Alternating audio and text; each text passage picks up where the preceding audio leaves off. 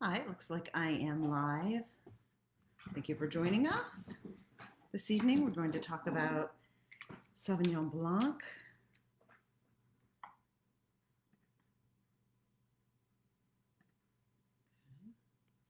Just making sure all our settings are good. Learned something new about Instagram. Good evening, Leslie. Cheers, Marla. Pants? Shorts. Oh, the angle is kind of funny on this. All right. Is that? All right. So I'm going to go ahead and open my wine. And only a few folks have joined us so far. Actually, there's way more than I can see, which is kind of interesting. Cheers, Greer. Hello, Leanne, self-designated top fan you are. I'm going to open up my South African Sauvignon Blanc. That was really hard. Okay. And Keith, if you notice, I labeled our glasses. Oh, yes. Here you go. Is this France or South Africa? That is South Africa. All right, now I'm going to use my easiest favorite opener to open my other one. Marla really liked Leanne's. You're just going to have to self-identify as a top fan. All right, my favorite opener of all, it sits right on. It's a rabbit. And you just, it's going to give me a hard time with you guys. Yeah. Each week it's a different experience with opening it. But there we go. One of the reasons that I am just opening, and that is not like how a sommelier should do it, and I have a waiter's corkscrew, but it's just easier. Yeah, so one of the reasons that I don't have these wines open ahead of time is I really wanted them to be cold, and they should absolutely be served cold. So if yours is not cold, you might want to put it back into the fridge. Hi, Greer. Oh, good. Greer has a Coravin, and she used it, and it was awesome. And I don't know if you guys will be able to see this, but if you notice, a little bit of my wine is gone. That's because I tasted this at a different tasting last week, a Sauvignon Blanc tasting. It's the Sancerre I'm tasting tonight. So I had about that much with the Coravin. And now tonight, I'm freshly opening it. So I do sell the Coravin on my website at artisanwinetasting.com. All right, so I'm going to go ahead and pour my Sancerre here, Keith. All right. Any impressions of last week versus this week? I am thinking about putting my ear pods in. So maybe, let's see, I'm going to go ahead and do that and just connect them in for you. And hopefully that will be a little better. All right. Okay. All right. If there's no difference, let me know. Marla is calling Facebook out for their not acknowledging her as a top fan, and I am on board because she definitely is a top fan. Hi, Lisa. Welcome. So welcome to everybody who's joined us tonight. I hope you're all having a good week. I hope everybody's happy and healthy, and I am reading my notes because sometimes I'd like to make sure that I welcome you and acknowledge, just it's a tough time during the pandemic. And sometimes when I get rolling, I forget to say those sorts of things. So I want to be sure to say that. All right. Take a deep breath. Everybody, take a deep breath. 7:06. Be here now. We get an hour to spend time together and do our wine tasting. And tonight I'm going to take you to France, and then I'm going to take you to South Africa, and then I'm going to take you to New Zealand, and I'm going to answer all of your questions, and we're going to talk about your jokes and your comments, and we're just going to enjoy ourselves for this next hour, okay? I want to give a special thank you to those of you who have been joining us each week and who follow us. Thank you. And a cheers to those of you who have been enjoying the Artisan Wine Group wine tasting packs each month. And just kind of a note on that, it typically has 6 wines that I taste with you. And you get an email detailing the wines of the week, tasting notes, and serving tips. And I've had great feedback on the packs. People have said I never would have tried that varietal. Price shopping comparatively, a lot of these wines in the pack end up being less than if you bought them individually. And someone said, I've loved tasting everything that we've tasted. Nice picture from the Bennetts. Thank you for sharing that. They're enjoying themselves on a beautiful balcony overlooking a beautiful vista. We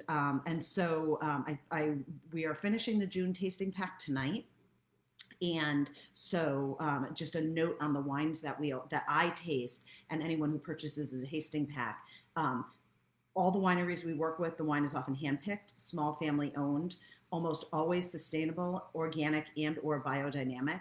And a lot of it you can't get in the United States because they are special smaller wineries, except through Artisan Wine Group. Not all of them, but some of them. And so I typically offer bottles of whatever we're tasting that week, starting that Friday night or the next. I am going to be releasing. So next week is July 3rd, and lots of us. Hi, Melissa, welcome, and hi, Keith and Nicole. I didn't welcome you. I enjoyed your picture. And so for next week, because it's July 3rd and it's a holiday weekend, I'm just going to do a video on I make a mean sangria.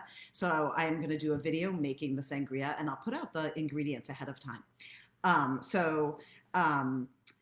Also, I wanted to ask, as summer moves in and people start to have more commitments, I'd really love for your valued feedback as to how you'd like to see us schedule the virtual tastings in the summer. So please, I posted a survey. If you have a chance, fill it out. I already have most of the votes are moving it to Thursday night, but there are lots of options. So please weigh in with your feedback, because I always want to make everybody happy, but I'll have to make those of you who answer happy. So if it's a Thursday night, that's what it is. If we reduce it to 30 minutes, that's what we do, or it's a video. Definitely please go ahead and weigh in. And hi, Mike Elcock from Utah, welcome. Format for tonight, as always, feel free to participate. If you're joining us for the first time, you can always comment, and I typically read off the comments. I'll answer any questions you have. Oftentimes I will share any rude comment you have or a funny comment, and we heckle as well, so you're welcome to do that. So if you haven't already, go ahead, open up your Sauvignon Blanc, drink as we go along. You may want to leave the bottle in the fridge to keep it cold. All right. So Sauvignon Blanc, you want to serve at 45 to 46 degrees if it's unoaked, which most of them are. Okay. If you have a bigger style that's oaked, it can be a little bit warmer, 52 degrees. So typically, in terms of temperature, the lighter the wine is in style and color, the cooler it should be served to maintain the acidity and the freshness. So if you have like a New Zealand Sauvignon Blanc, you want that to be colder, definitely. If you have a Sancerre from France and it seems like it's a bigger body and it says oaked or smoky, that may be oaked. That can be a little bit warmer. And then the glass, the ideal glass for aromatics, looks usually something like this. This is a white wine glass, definitely smaller in terms of the surface area that is exposed to the air. And then it helps you with picking up the aromas. Tonight, I chose to use my tulip tasting glasses because I just love them. And so they're small enough, the surface area is small enough that it's fine for white wines. Okay. Tonight we are tasting I have two glasses because we're tasting head to head. When I say we, I and whoever has purchased a tasting pack has an old world French Sancerre, which is a Sauvignon Blanc, and then a South African Sauvignon Blanc. And so we're going to taste the difference because that's old world versus new world. So some of you have only opened one of the bottles. Some of you have whatever you have in front of you. Please join in. I love to hear where your wine's from and what your qualities, the taste qualities that you're picking up and the aromas. So please join in. Hi, Jess Waxman. I see you there. All right. So quick toast to all of you, and thank you. And I'm going to actually do my toast with my South African Morgenster Sauvignon Blanc. So quick toast, cheers to all of you. Which one? The South African. Oh yeah, that's good. Okay, so Greer asked, should we open the second bottle now? Yes, I would have two glasses so that you can really look at them head to head if you have two. Okay, the most learning when you're learning wine tasting, the most learning you can do is have the same varietal from a different place. Okay, so I'm going to talk a little bit about that, but we need a drinking word for the evening. We need a drinking game word. And if it's Sauvignon Blanc, the Bennetts are going to finish the bottle before I get to tasting. Krugerian? Krugerrand. You will never drink if it's Krugerrand. That well played, Mr. Miller. Marla has she's drinking the New Zealand, the Crossing. Yes, You know what a excellent. Krugerrand is? Yes, it's the currency in South Africa. Yes. Believe me, I know. How did I learn that, by the way? I don't know. How did you learn that? What movie? Lethal Weapon. Lethal Weapon. All right. Cheers to Lethal Weapon. All right. So, any ideas, suggestions? Let's take some suggestions in the comments of what you would like the drinking word of the day to be.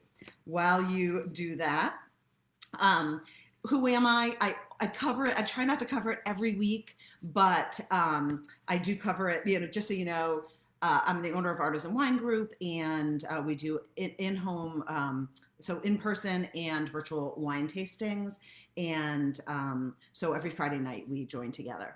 All right, Lisa, fruity. Yeah, and Melissa's got the Sancerre from France. Yes, I think fruity should be the drinking word of the night. Keith, are you on board? Krugerrand.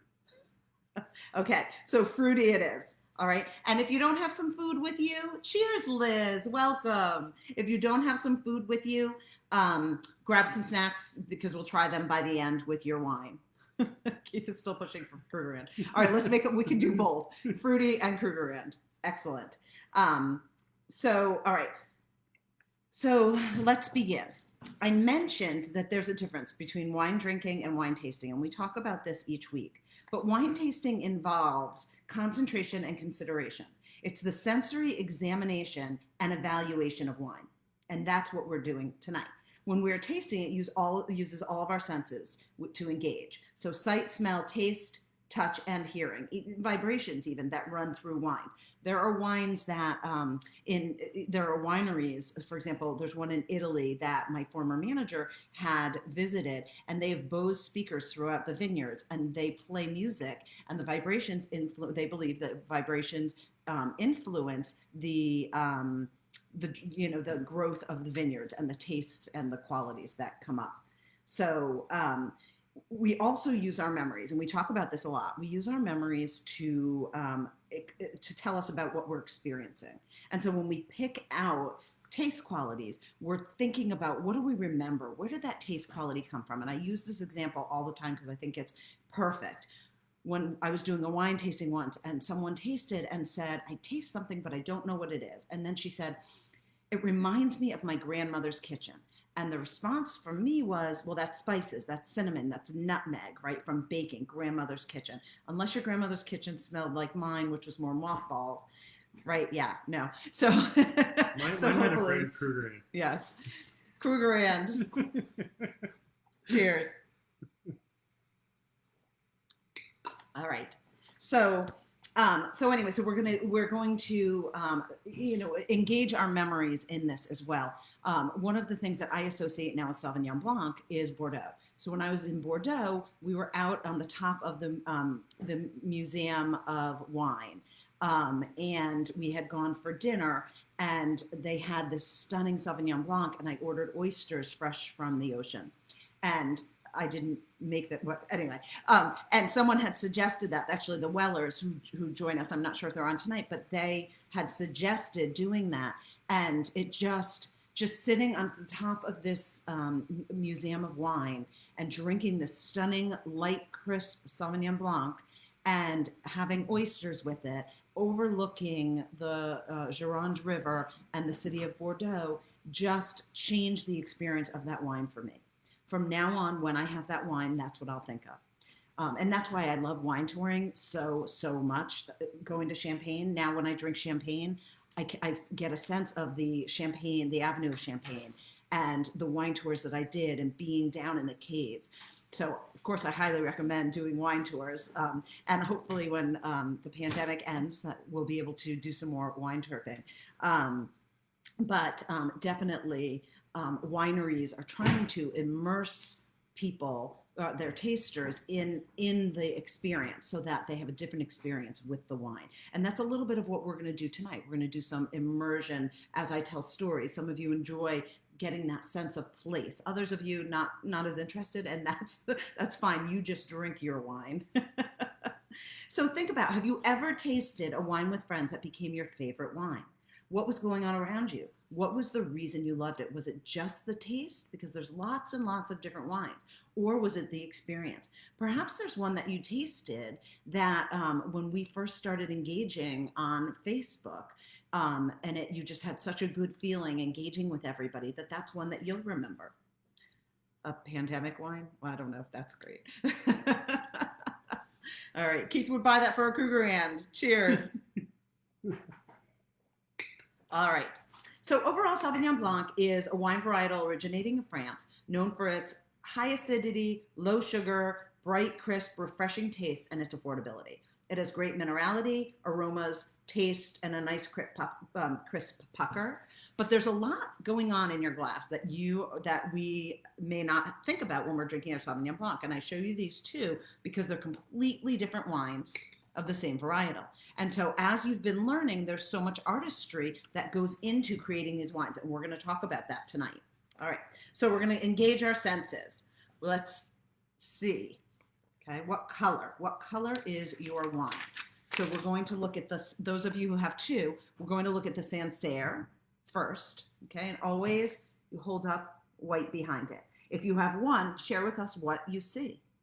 Do you see gold? Do you see yellow? Is it straw yellow? Is it pale yellow? Okay. So this one, tell me what you see. Does anybody see green flecks? Okay, look in yours and see. And Keith just gave us a cheers for a Krugerrand. Nice. It's gold like a Krugerrand. Gold. It's not quite, it is actually, it's a little bit gold. You're right. Yeah. Okay. Amber gold. Isn't that beautiful, Lisa? Amber gold. I like that expression. There's definitely gold in there, and what Lisa's picking up is a little bit of a brownish tinge. This is definitely a little bit darker than a lot of Sauvignon Blancs. Marla gets very pale yellow, yes, and for Sauvignon Blanc, oftentimes it's very pale yellow or straw yellow. Okay. Those of you who are drinking something different, please, like Melissa, tell us what color your Sancerre is. And Leslie gets light amber gold. Yeah. And then the South African, I don't know if you guys can see it, but it's definitely lighter. This one I would call pale yellow, straw yellow, definitely. And Marla has some bluish green flecks. Yeah. And the green flecks can represent that it was picked young. A lot of Sauvignon Blancs will have that green flecks, those green flecks in it. You also could call it a lemon color. All right. Any other colors that you guys pick up in the South African, or if anyone has a New World wine? All right. So legs. We look at the legs, the viscosity on the Sancerre. Mine goes down very slowly. That means it's going to have a big mouth feel to it. It's going to be viscous, maybe heavier in alcohol. Okay. Cheers. Melissa's loving hers. And Christine, beach sand yellow. Love it. I love it. Okay, so it's interesting. So there are wine tasting words that we use, right? Standard industry, like the ones in my tasting pack, right? And then like honeysuckle, right? That is a word that we use in wine tasting. And then Christine used words beach sand yellow. It's such a descriptive name that it brings memories. It brings up memories and feelings of that wine. And if you pair that with the wine, it's gonna that thought, that memory, it alters the way that you're perceiving this wine. So that's a great one. Oh, Andy, welcome. Finally drinking the wine of the week. Excellent. Excellent. All right. Okay. So let's do our aroma. All right. So I'm going to do the Sancerre first. That the Sancerre tastes good with chocolate chip cookie dough. Oh, that's interesting. That's interesting. When we go to food pairing, we're going to revisit that. The Bennetts are finding chocolate chip cookie dough in their food pairings. Okay. So Melissa's is light gold. Yeah, good. Okay. So aroma. So if you pick one up, I'm doing the one from France. This is the Sancerre. And I smell it first. I am not getting a lot of aroma. Some of you are going to get tons. This is a highly aromatic wine. This, in general, this one is not. The one that I'm tasting or smelling is not the Sancerre. Okay. So then swirl it. And then smell again. What do you get? I'm waiting for you guys. Yep. Yep. Okay. Melissa gets an amber gold, nice crayon color. Yes, absolutely. Pair with crayons. All right. And so for the smells, for the aromas, this is the South African. We're going to switch. Much, much, much more aromatic. You don't even need to swirl it and you pick it up. Okay. Greer has apricot. If she has the correct one, she has apricot. Yes. And Greer, when you're tasting too, it's really good to label them. So I took our wine markers and I labeled them so that so Keith and I would know one was South African and one was France. They're like, I don't know, $5 online or $10. Yeah. Thank you. Greer says the pale yellow one. Okay, so the pale yellow one is the South African. Okay, so Lisa's getting apricot. Marla's getting citrus, sweet, orange, nectarines, mango, pineapple, and melons. So that's the citrus, and that's the tropical fruit. Yes, and she's drinking in New Zealand. That is typical of that. Lisa, yes, for France, Lisa's getting a little bit of apricot. Okay, so that's a little bit sweeter of a stone fruit that she's getting for the French one. All right, so I think it's getting too difficult to switch on and off. So I'm going to stick with the French one first, and I'll circle back to the South African.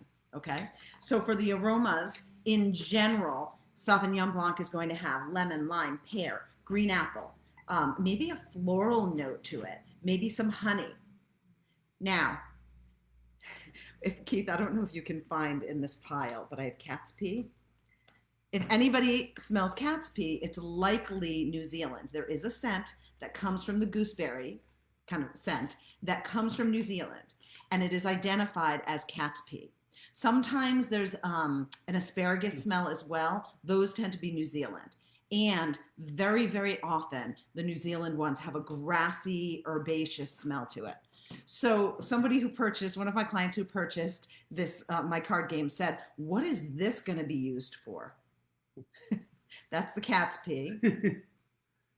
And it says, an aroma some believe identifies high quality New Zealand Sauvignon Blanc. It's funky and tangy. So if you don't know what cat's pee is, it's funky and tangy. And you can get that scent aroma from New Zealand Sauvignon Blanc. We are not drinking Sauvignon Blanc tonight. I haven't picked it up. Leanne got it. Interesting. Which one, Leanne? It probably would be the South African. What about cat's pee could possibly be good? Keith asked, what about cat's pee could possibly be good? So it's not a fault. It's really from the soil and from the grape. And it's a distinction. So sometimes this is actually a really interesting question. Sometimes something that you'll drink a wine and you'll think, oh, this has I don't like this taste, like salinity. We talked about that a couple of weeks ago, and that's kind of a salty taste. Some people don't like that, but it's a distinction of place, and that makes it a higher quality wine. If you can taste a wine and tell where it's from because of the distinction, that makes it higher quality. So I was in Walla Walla, Washington a couple of years ago, and I went to a wine conference, and they took us on this tour of this Rocks District area. It's actually over the border in Oregon, just 3 miles from Walla Walla.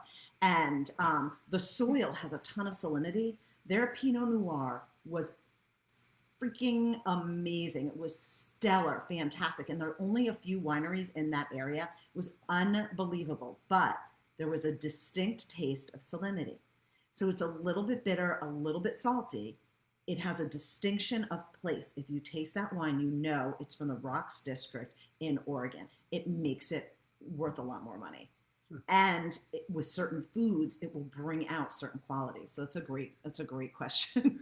Okay, now I need to go to the comments. All right. So wait, going back, Leslie got pear, good, okay. And then Leanne in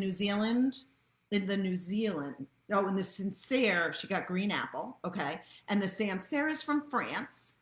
And then Lisa Gilbert says, yes, it is off-putting. So here we are talking about memories and bringing up, beautiful memories around wine, and I'm in Bordeaux, along whatever, and or along the Gironde, and then we're talking about cat's pee, right? But it is a distinction, and it's found in higher quality Sauvignon Blancs. So Michelle Melissa's Saccola, is by the not way. highly aromatic. Hi, Michelle. Thanks for joining.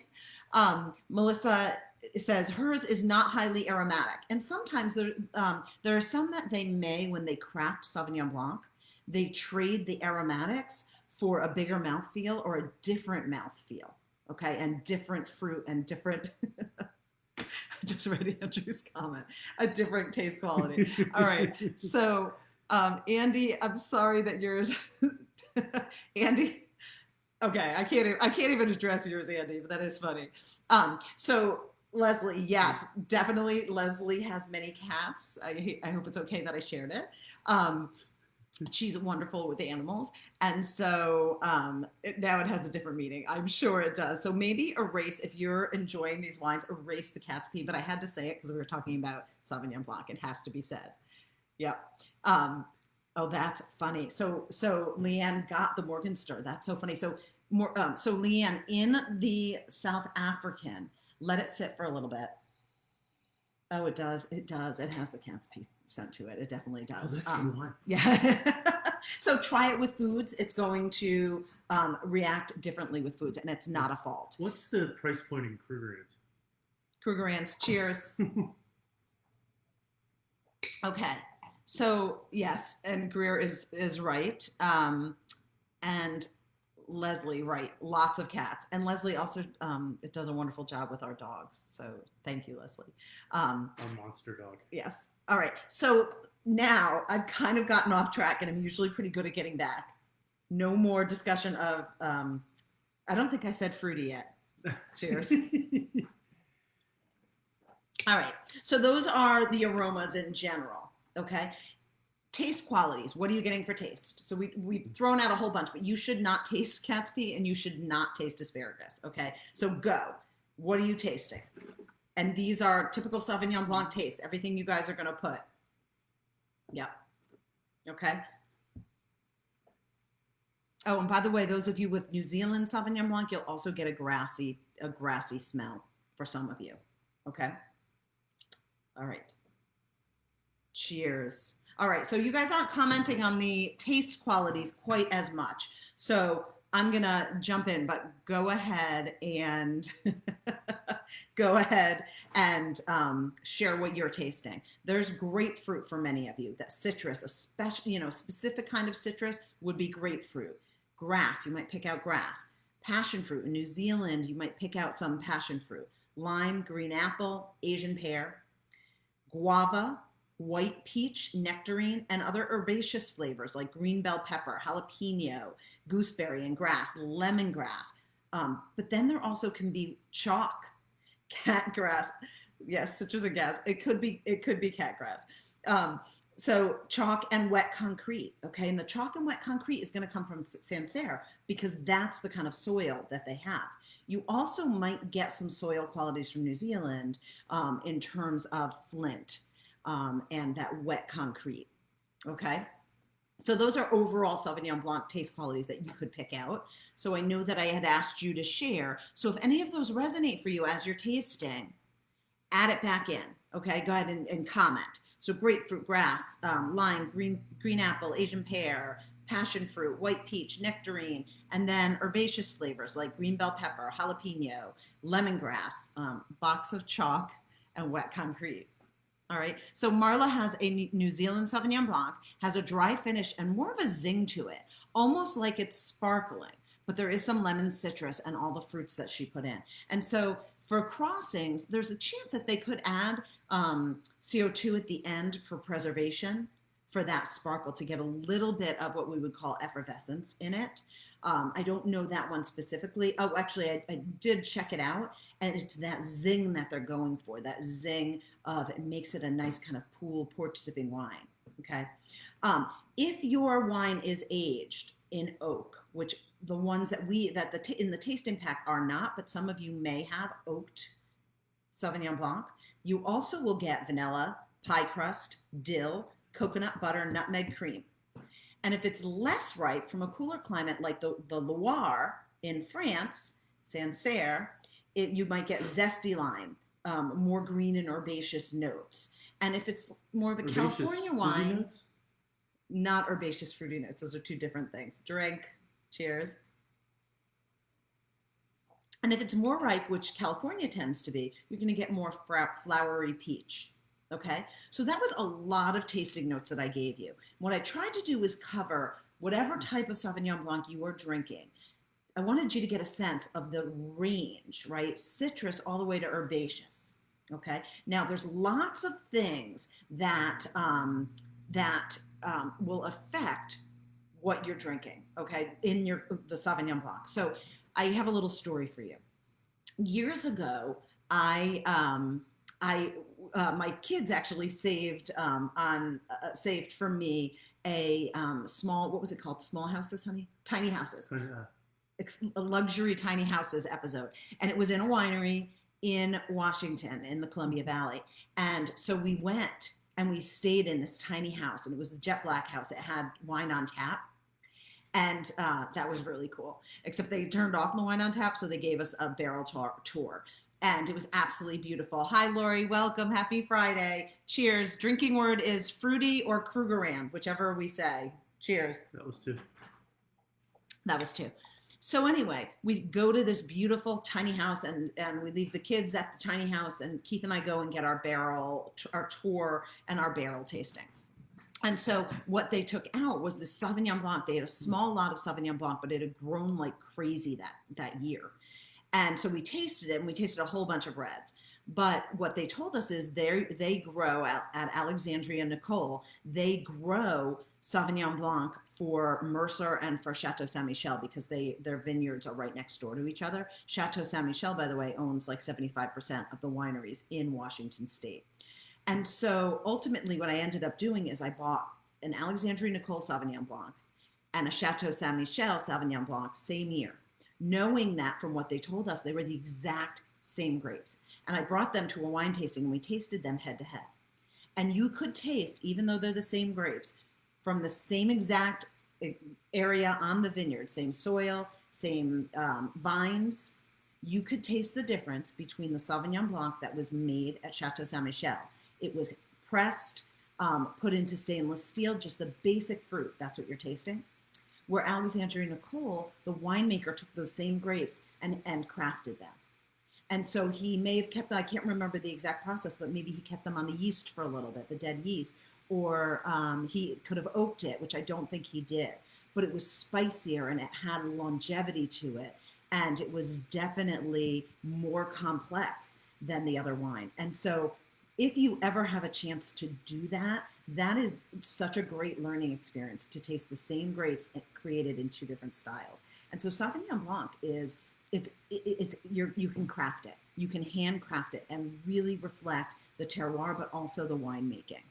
All right. So I just wanted to jump into that because I'm going to talk about what goes into these different wines.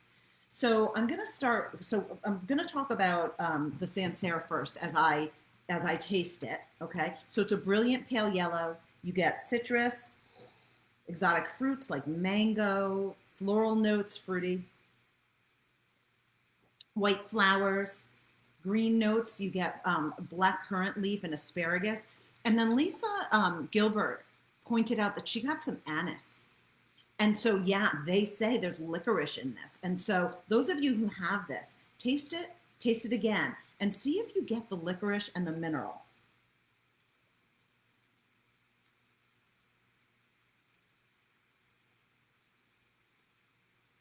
Okay, so we're thinking about it. We're really thinking about it. It starts off fruit. There's a little bit of zip. And then slowly on your palate, you get that anise or that licorice, and then that mineral at the end. And so you have that with oysters, it'll blow your mind. Okay, it's amazing. It's lemony at first. They say it then wakes up your taste buds. You get the spiciness on the tip of your tongue. Then they're going for, when I say they, the winery, their notes, they're going for suppleness and volume. They have stony vineyards, and you pick up the stone, minerality from the flint soils. And then an underlying herbaceousness underneath that. Okay. And so this one is fourth generation of winemakers. I have the bottle.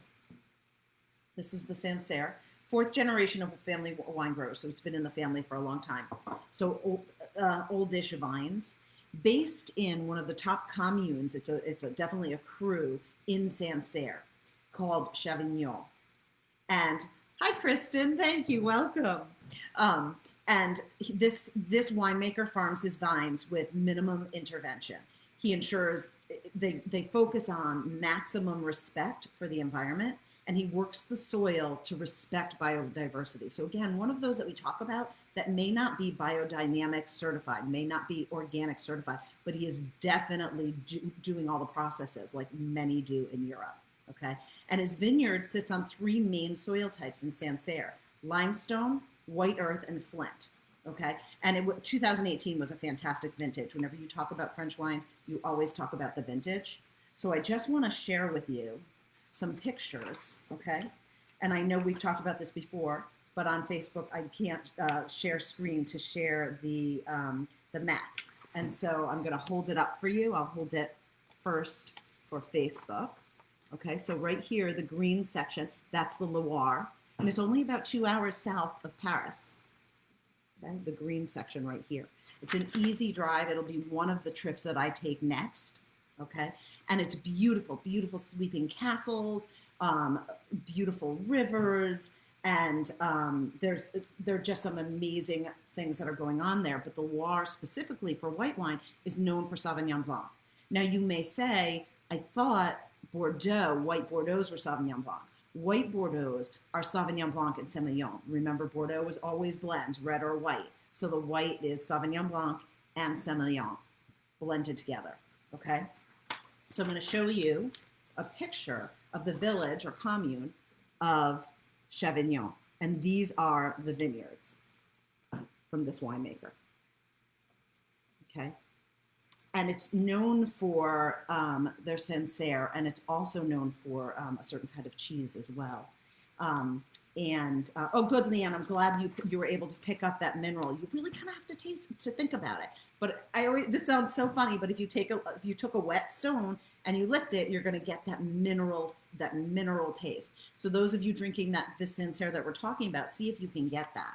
Okay, these are the soils: the limestone, the white sands, and the silex. And so each week we talk about that the grapes are growing. Hi, Nicole. Welcome. Thanks for joining us. Grab a glass and taste along with us. And so we talk about how the vines grow down through the soil, and they go, as long as they are starved for water, they grow deeper and deeper and deeper. And they're picking up all of the minerals and all of the qualities within the soil, and then funneling those back up into the grapes. And that's giving those grapes more complexity. Okay? All right. So that is a little bit on Sancerre. And on my website, on my Facebook page, I posted the Sancerre common tasting notes. Okay? And if we have time, we can go back to that. Okay? So,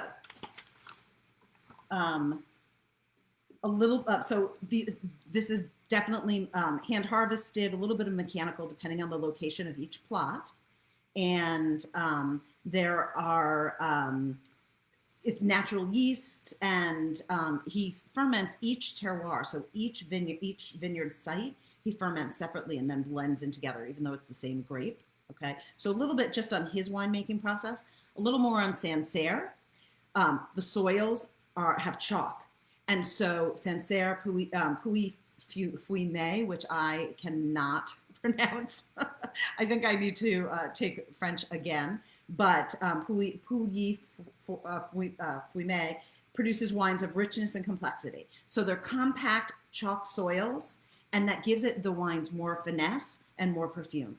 There's more gravel soils closer to the Loire Valley's tributaries and the Loire River. And so those wines might have a little bit of a more spicy floral and mineral flavors.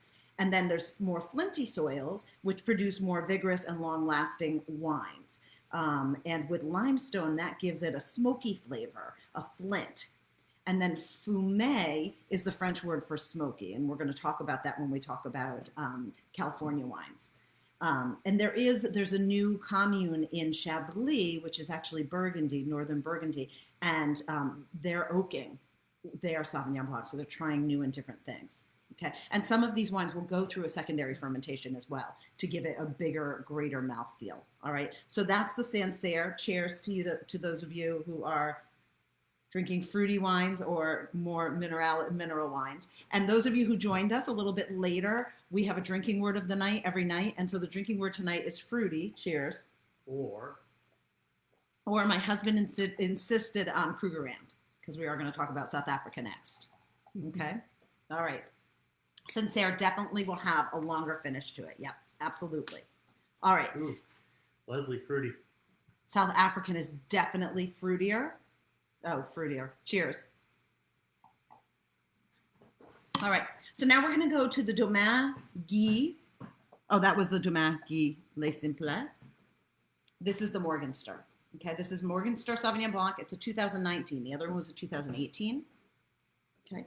And again, from South Africa. So South Africa holds a special place in my heart because I was not into wine until I had the kid. There's a kid in the background. I was not into wine in my 20s until I went to South Africa, and I had the pleasure, the fortune to go for a month. And we were in Cape Town, and we had the good fortune to end up last minute booking, which happens a lot for me. I just luck out. And we stayed at this new Airbnb, essentially. There wasn't one at the time. It was a husband and wife, and he had quit his job. He had retired to run a wine tasting tour company. So he took us all over Cape Town and Stellenbosch and Parle. And so we got to taste all these wines, and I still wasn't that into it. But when we talk about memories, I was traveling with my friend Sue, and she and I on our own went to Stellenbosch. And this is Stellenbosch, South Africa. And there's a picture of it on my site as well. And this is actually a picture from Morgenster, the estate we're drinking from. Okay.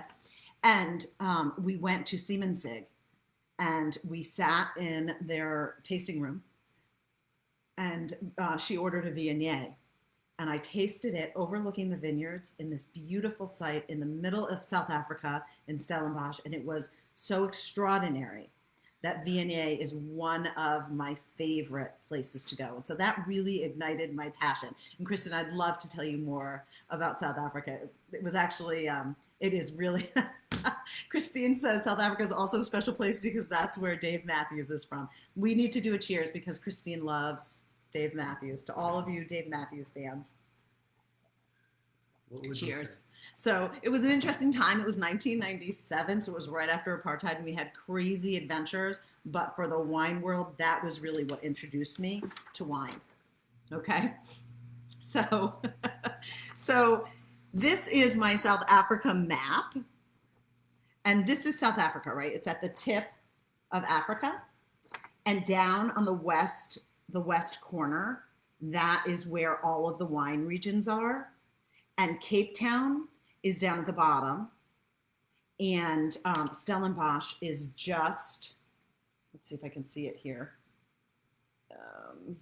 Cape, I can't see it quickly, but I can't see it quickly. But Stellenbosch is in this region, and Stellenbosch, as I said before, is making incredible wines. They're actually, Cabernet is king there, believe it or not.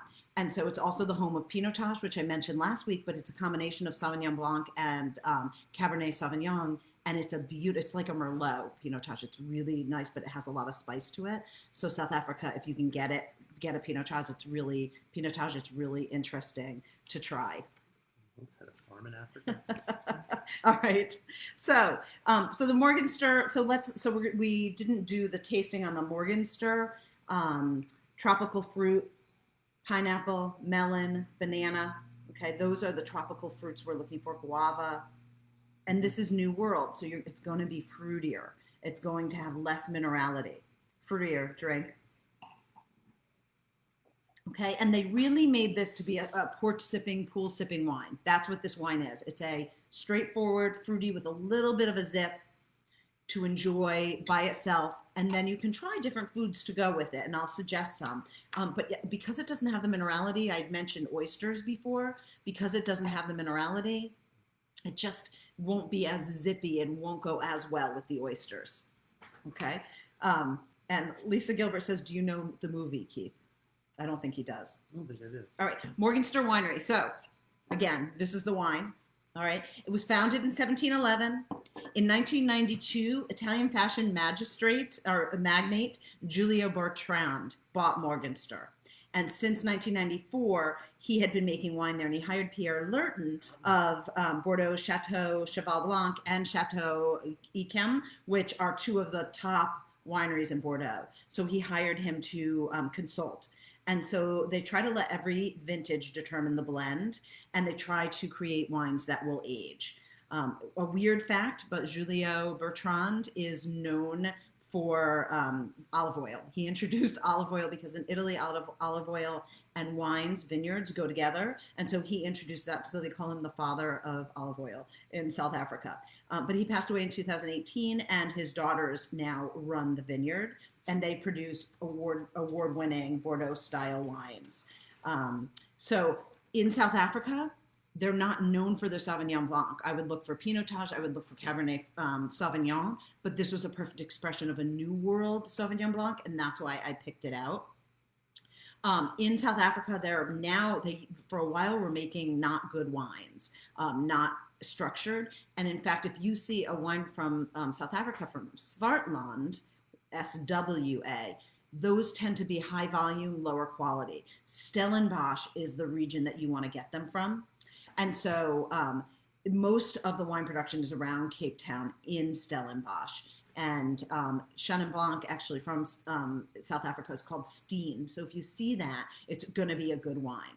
All right. So that's a little bit on South Africa. I have more on that, but I want to make sure, because a lot of you have New Zealand, so I want to make sure to cover that. So a few facts about Sauvignon Blanc. There's just so much today to cover, but it originated in France in the Loire, and in Cabernet, synonyms are Fumé Blanc, which is in the USA, and that was coined by Robert Mondavi. So Mondavi really liked Pouilly Fuissé, and so he coined Fumé Blanc to kind of pick up on that sweet, fruity wine, fruit forward, a little bit of minerality wine. Okay. In Italy, this is a weird fun fact, they just call it Sauvignon. They don't call it Sauvignon Blanc. Okay. And it is used to make dessert wines as well, and Sauternes especially. Okay. So New Zealand, give us a cheers if you have a New Zealand wine. All right. We've got no one, but I know there's those of you who have New Zealand wines. So this is New Zealand. Okay, I have not been. We went as far as Australia, and we did go near the Kangaroo Islands, but not to New Zealand itself. But New Zealand specifically is known for its wines from Marlborough. New Zealand didn't get into the fine wine game until 1985, when Cloudy Bay had an award-winning Sauvignon Blanc. And since then, it's gotten on the maps as a mainstream. People love New Zealand Sauvignon Blanc.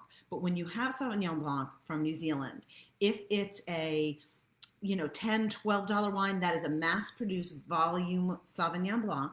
And so it's going to be sweeter. It may have some of that that grassy herbaceous smell and taste to it, but they're mostly tropical fruit, okay?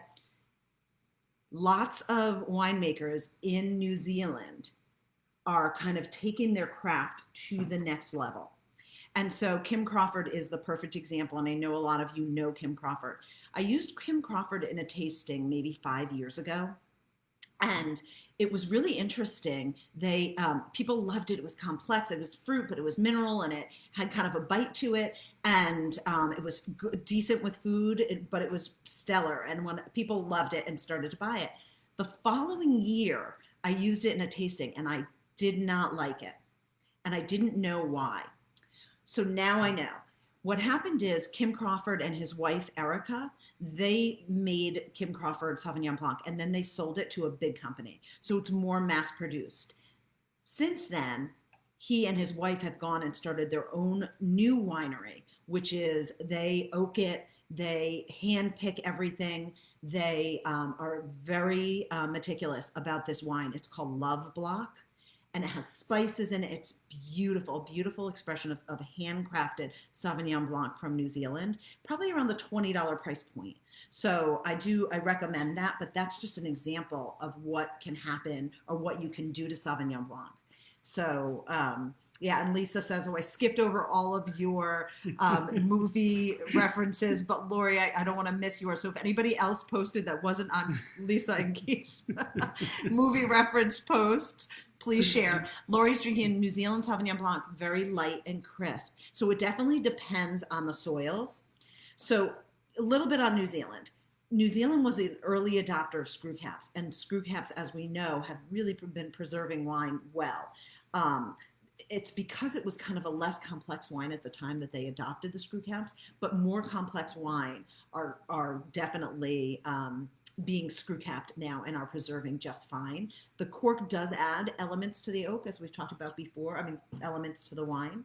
But if it's a straightforward wine and you put a screw cap on it, it's fine. If the wine is complete when they bottle it and you're not counting on it picking up flavors from the oak through the years, then that's fine. Marla says, ooh, oak. And again, Mara, it really depends on what kind of oak, how much oak, and how they use that oak. So in New Zealand, there's a wide diversity. What's that? And it's no joke. And it's no joke. In New Zealand, there's a wide diversity of flavors because there's a large difference in soils, but they have an emphasis on herbs and grassy tastes. 62% of the Sauvignon Blanc made in New Zealand is made in Marlborough. They have heavy soils that produce more herbaceous wines, and the grapes ripen later. And then they also have stonier soils where the grapes ripen earlier, and those will have the more lush, the more tropical flavors, citrus and passion fruit. So again, as I talked about before, the high volume wines like the Kim Crawford, even, great. You're having a party. I personally feel like $15 for the Kim Crawford, you can get a lot more complex wine, but for that price. But there are some others that are great to have, like the Morgenstern, but it's a South African, but great to have for parties, just kind of a crowd pleaser. Lisa asks, why is the Sancerre tasting better for me when it's warmer? It seems smoother and more flavorful. So those of you with Sancerre, give that a try and see if that's happening for you. It is getting, yeah. It definitely is getting, and more spice to it. Good call, Lisa. So that, again, goes to the craft of the winemaking. And so, that's another straightforward one, but it's made in a cooler climate than the South African. And as a wine gets warmer, you pick up more taste qualities, and sometimes that's good and sometimes that's bad. So remember, we talked about the bigger body wines can be served a little bit warmer. And so, hi, Kathy, welcome.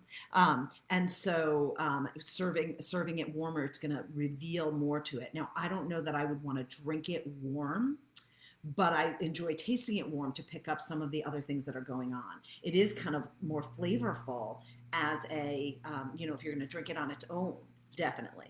Okay. So you can take a look at whatever label you have.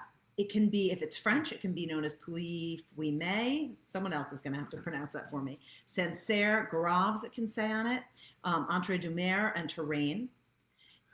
In California, they have a choice. They can either do kind of an old world or new world, New Zealand kind of influence with tropical notes, or they can try to go for the cooler climate like Alexander Valley, cooler. They can do more of a Sancerre type. Okay. Australia tends to be more ripe in flavor, white peach and lime notes, a little bit more acidity. In Chile, they make it in Chile in a very cold area, Valparaiso, and that's less acidic, but closer to the French style. South Africa, we talked about. It's also made in the U.S., Washington, Niagara Peninsula, in Canada, in the Okanagan Valley, which I've mentioned a lot of times. Maybe we should do an Okanagan tasting. That is a really cool, I can't wait to visit it. It's out west, but it's over the border in Canada. And British Columbia? You could check. Okay. But it's north of Washington State. What's it But called? the water looks like, I've seen pictures of it looking like the Caribbean, and there's wineries all around it, and it's beautiful. So I highly recommend that. Okanagan Valley. Okanagan Valley, yep. And then in Ohio, they're making Sauvignon Blanc along Lake Erie. British Columbia. So kind of cool. All right, so we've covered all these styles. Let's see what time it is. We only have 3 minutes It is left. British Columbia. So old world versus new world, we did. I talked a little bit about cooler climate versus warm. I didn't go into all of the winemaking per se, but we did talk about oaked versus unoaked. And oaking it gives it a little bit more body and a little bit creamier, buttery characteristics. And then also we talked about resting it on the lees. We talked about secondary fermentation. So I covered all of those different winemaking qualities. Keith is showing me the picture of Okanagan. But it really depends on the winemaking. And so Sauvignon Blanc isn't usually aged. A New Zealand Sauvignon Blanc, you drink now, unless it's a higher priced handcrafted one. For the Sancerre, that can be aged 3 to 5 years. The Morgenstern, they made it to age. To me, it's fruitier, so I'm not sure how much it would gain if it aged. Okay.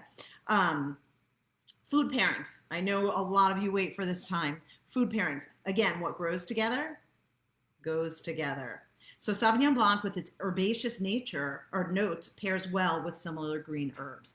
And so, Andy, if you're vegan, Sauvignon Blanc is a really nice one to choose because it's going to go with a lot of vegetables with herbs. Okay. And it's so wonderful in the summer. So perfect pairing. Greer mentioned this before. It's a specific kind of goat cheese called Crottin de Chavignon. And Chavignon is that cru, that area that I told you about, where in Sancerre, that the Sancerre wine we're drinking is from. It's one of the top areas. Okay, so goat cheese, I'm sure, is fantastic. And I haven't had a chance to do wine pairing with you. I have a bunch of food here, mostly different cheeses, but I have a goat cheese with honey, and I think it's going to go really, really well. Melissa says bread and cheese. Yes, absolutely. Bread and cheese would go really well with the Sancerre. Okay, so here are some suggested food pairings. Risotto with asparagus, pesto sauce, tacos with salsa verde, lighter white flaky fish like tilapia, halibut, trout, pasta salad, roasted vegetables like Brussels sprouts, squash, asparagus quiche, and then the lighter meats, seafood obviously, tilapia, sea bass, haddock, mussels, crabs, lobster, clams, shrimp, oysters for Sancerre, and then softer sour cheeses like goat's milk and creme fraiche as well, and then chicken, pork chop, tilapia. I already said that. So I would say this: whenever I go out for oysters, which I don't purposely always go out for oysters, and it's been a really long time, and I miss them, and I think that might be our first outing because I really love them. I always order a Sauvignon Blanc from New Zealand. From California will be fruitier, but they do go well. They really do go well. And there's lots of things that go with Sauvignon Blanc, but it depends on your style as well. More minerally, oysters, more fruitier, maybe a type of cheese. Dover sole sounds phenomenal. Yeah. And I would say, when you go to a restaurant and you order something and you want to know about the Sauvignon Blancs, I always say this, but if it's a good restaurant or a decent restaurant, you can ask to taste. If you have it down, you narrowed it down and you say, I'm not sure, you have a Sancerre here and you have a Sauvignon Blanc from South Africa. Which do you recommend? And oftentimes waiters or waitresses don't know, and they might not have a wine professional or sommelier on staff. So you can do one of two things. You can call me or text me. Well, that's two things. Or the better thing to do is say, hey, can I taste a little bit? Can I taste a little bit of each and make a decision? The ones that will be better with oysters are going to be the more minerally ones. So just keep that in mind. Okay, so it is past our time. Thank you so much for joining us. My website is artisanwinetasting.com. The 6-packs are on sale, as all of these wines are, and my wine tasting game. And I thank you all. I know your time is so valuable and you can choose to spend it in so many other ways. And so I'm really grateful that you choose to spend this time with me and with Keith and engage in all of your comments. So have a wonderful 2 weeks, because I won't see you for 2 weeks, and we may be switching to Thursday, so I'll post it on my site. But thank you very much and have a great week. Take care. Nice. I don't know how to end it. Oh, end live.